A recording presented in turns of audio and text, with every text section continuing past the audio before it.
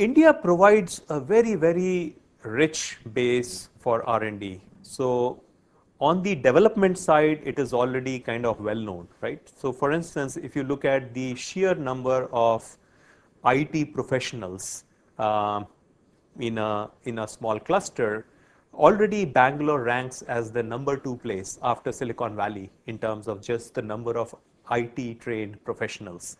Um, and and I think by the year 2017, in fact, Bangalore is expected to pass Silicon Valley, at least in terms of the sheer number of IT professionals.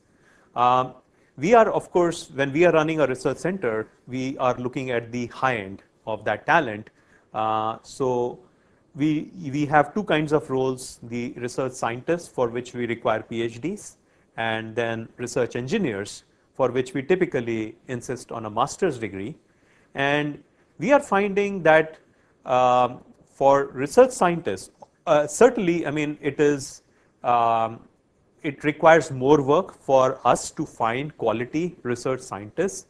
However, I mean, having been in India for the last 8 years, I've seen again the availability improve quite consistently over the years. Uh, uh, in terms of just the number of PhDs, so I remember when I moved back to India in 2006, uh, I don't have the exact numbers, but India used to produce maybe of the order of 40 to 50 computer science related PhDs, all of India in a year. And often the quality of the PhDs used to be not so great, that it used to be hard for, again, a multinational which wanted to ensure international standards to hire all of these people. I have seen both the quantity and quality improve very, very significantly. Now we routinely, as we interview PhD students from Indian institutes like Indian Institute of Science, IIT Bombay, even some of the newer institutes like IIIT Delhi. We have had IIIT Hyderabad. So we have seen, again, graduates from many of these now universities doing world-class work as part of their PhD thesis, and have had no hesitation in hiring these people. The other heartening thing is we continue to have, the other heartening thing that we see is that we see a number of Indian students who are completing their PhD degrees from universities outside India, in particular US universities, European universities. We are often finding it relatively easy to attract some of these students, because if you go back, let's say 10 years, typically most of these students who are completing their PhDs, they wanted to stay on in those countries like the US and build up a career there.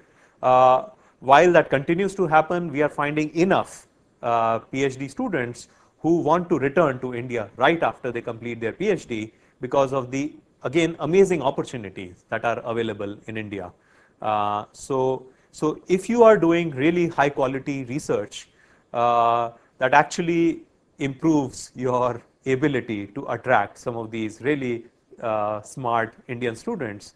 In particular, of course, we also try to look out for non-native PhD students, non-Indians who may want to just come to India to explore opportunities. But certainly amongst Indian students, we have had a lot of success of students graduating from top universities like MIT, Berkeley, and so on, University of Illinois, and then coming back to India right after their PhD.